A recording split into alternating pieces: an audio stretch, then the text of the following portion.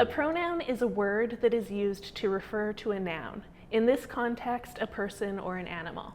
Pronouns include I, you, he, she, they, them, and many others. Pronouns are used when a person is referring to another person without using their name, or in addition to their name. For example, saying, I saw Susan on my way in. She told me that she'd catch up with us soon. Or, can you get that file from Alex? They were supposed to have it done by now, but they got sick. Pronouns are absolutely not a new thing. For as long as there has been language, there have been pronouns. Using the correct pronouns for someone is a matter of respect. Nobody likes being called the wrong name, and nobody likes being called the wrong pronoun. And for the queer and gender nonconforming community, having the wrong pronouns used causes harm, while having the correct pronouns used causes joy. If I, as an individual, can make a small change in my own speech to give joy to another person, why in the world wouldn't I do that? When someone's correct pronouns aren't used, if they're being repeatedly misgendered, it shows them that they are not respected, not cared about, not seen as worthy of the effort. When it happens every day, multiple times a day, over and over, it's like death by 1,000 paper cuts. Each one wears you down a little bit more. And when it's happening at work, it makes it really difficult to believe that anyone there sees you as who you truly are, that you're valued and respected and included as a person. When you use the wrong pronouns by mistake, it's truly okay. I'll tell you a secret.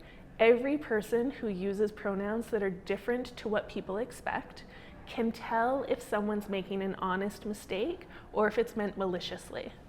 Everyone screws up accidentally sometimes. In those instances, you quickly apologize, correct yourself, and move on. If it's taken you a minute to realize your mistake, you can still apologize, saying something like, I just want to acknowledge that I used the wrong pronouns for you earlier. I'm sorry for that. One thing that you want to be careful of is apologizing too much. A quick, oh, sorry, I meant he, him, is great. But if you get over effusive, like, oh my gosh, I'm so sorry, I'm truly sorry, I didn't mean it, are you okay? Or repeatedly apologizing over and over after the fact and telling them how hard you're working, you're now putting all of that emotional labor on the individual to care for you, to make you feel better, to tell you that you're still a good person. That burden should never be put on the person who is being harmed by misgendering.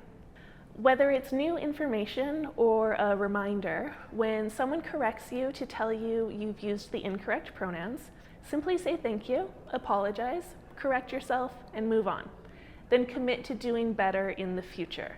That's a really important part, is that committing to doing better, practicing pronouns so that you can commit it to your mind and do that moving forward. When asking someone about their pronouns, it should be as simple and casual as asking about their name or how to spell it.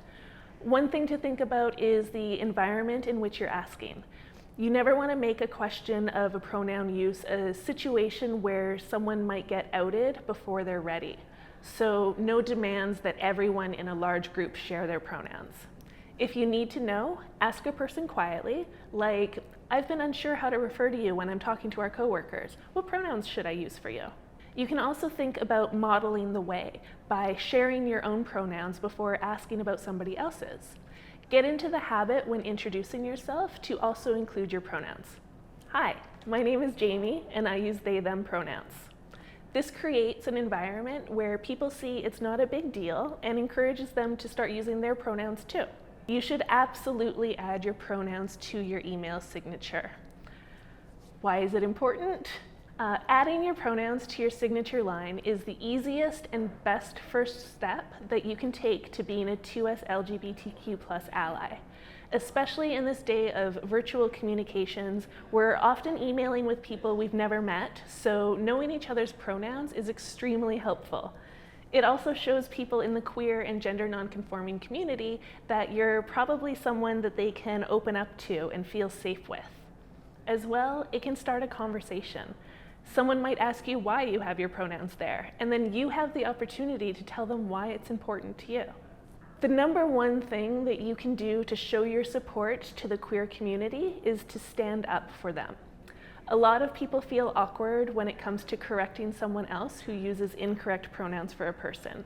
They're not sure if it's their place, or they feel uncomfortable because they're not used to it, and it's just easier to let it slide, especially if the person that's being referred to isn't even in the room.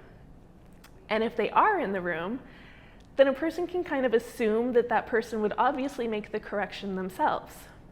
But, and here's another secret for you, queer and trans folks are tired. Sometimes we don't have the energy to correct over and over again. When someone else saves us the energy and emotional labor of having to do it for ourselves, we're so happy. We feel supported and like we're cared about. Consider the fact that you are in a position of power.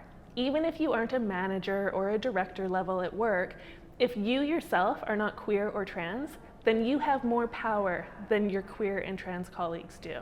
Speak up for them. Speak up for their rights, for policies that affect them, for them being treated with respect. Ask difficult questions that they might not feel safe asking. Talk to your colleagues and find out what matters to them and where they're struggling, and then commit to supporting them in that endeavor.